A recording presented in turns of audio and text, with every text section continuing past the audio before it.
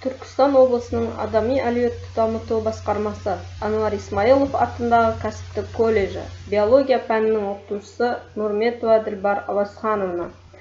Пәніміз анатомия, физиология және балалар гигиенасы. Біздің бүгінгі тақырыбымыз тірек қимыл жүйесінің маңызы. Сабағымыздың мақсаты қаңқаның атқаратын қызметін, тірек қимыл жүйесінің маңызы мен қасиеті туралы мағлұмат беру. Тірек қимыл жүйесіне қаңқа мен бұлшықеттер жатады. Бір-бірімен дәнекер ұлпалар арқылы байланысқан сүйектер қаңқа түзеді. Қаңқа ағзаның тірегі, ал оның бұлшықеттері қимыл қозғалысты қамтамасыз етеді.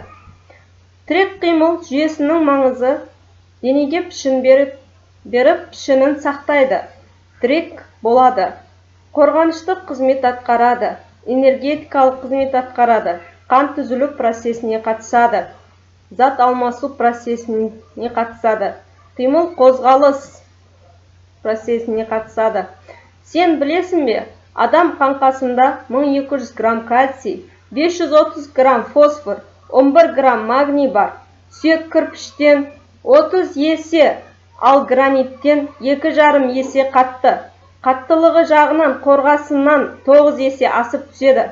Адамның ортан жілігі тік тұрған күйінде 1,5 тонна, ал асықты жілігі 1,8 тонна қысымға шыдайды.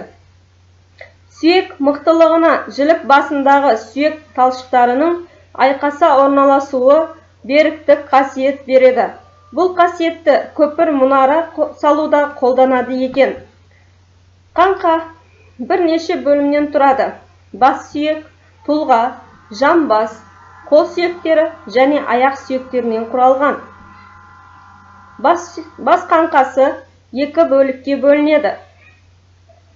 Бас сүйектеріне маңдай, төбе, самай, шүйде, үшбұрыш сүйегі жатса, бет бөліміне көз сүйегі, бас сүйегі, мұрын сүйегі, үстіңгі жақ, астыңғы жақ және бет сүйегінен құралған.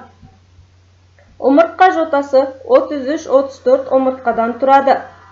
Омыртқа жотасы 5 бөлімге бөлінеді. Мойын бөлімі 7 омыртқа, арқа бөлімі 12 омыртқа, бел бөлімі 5 омыртқа, 8 көз бөлімі 5 омыртқа, құйымшақ бөлімі 4-5 омыртқадан тұрады.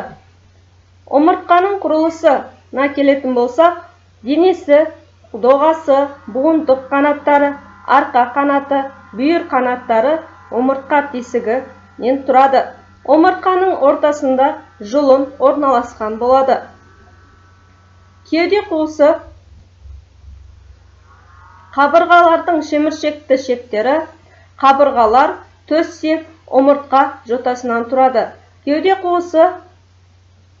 қуысымызда жүрек және өкпе бар. Кеуде қуысы қорғаныштық қызметін атқарады.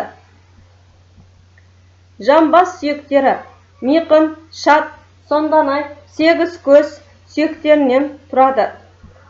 Иық белдеуі және қол сүйектері. Иық белдеуіне бұғана және жауырын жатса, қол сүйектеріне тоқпан жілік, шынтақ сүйек, кәрі жілік, білезік сүйектері, алақан сүйектері, саусақ сүйектері құралған. Алақан сүйектері, саусақ сүйектері және білезіктен тұрады. Аяқ сүйектері жамбас, ортан жілік, асықты жілік, шыбық сүйек, өкше сүйек, толарсақ сүйектері, табан сүйектері, башпай сүйектерінен тұрады. Аяқ башпай сүйектері, толарсақ, табан сүйектері, башпай сүйектерінен құралған. Аяқ башпайларына денеміздің ауырлығы көбінесе аяқтарға түседі. Сүйек пішіні мен мөлшері жағынан 3 түрге бөлінеді. Ұзын сүйектер, қысқа сүйектер, жалпақ сүйектер болып. Ұзын сүйектерге қол және аяқ сүйектер кірсе, қысқа сүйектер омыртқа, білезік, алақан, саусақ, толарсақ, табан, башпай және саусақ сүйектері жатады. Жалпақ сүйектерге жауырын, жамбас, бас сүйегі, омыртқа сүйектері, төс сүйектері жатады.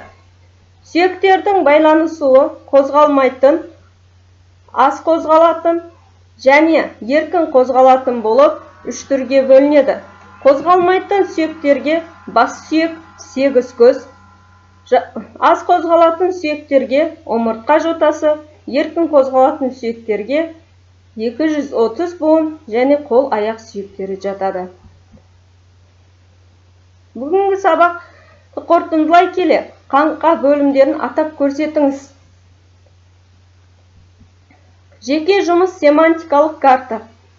Әрбір дұрыс жауапқа бір ұпай беріледі.